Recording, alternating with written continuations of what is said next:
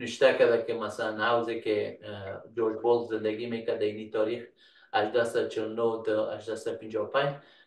بازدمی و حوز The Law of Thoughts کتاب نشته کرده بود که درباره probability و مات اینا بود، لاجیک اینا بود. اینا نه سعی کنن این خانه رو بازپسان واده که دیدن که نه یک بسیار یک مخترع بود که باید تمام انگلند سر زو افتخار کنن، باز آمدن امیر خانیش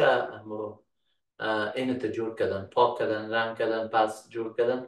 یعنی following restoration by UCC. مخفف UCC شاید هم University of Queen's College باشه یا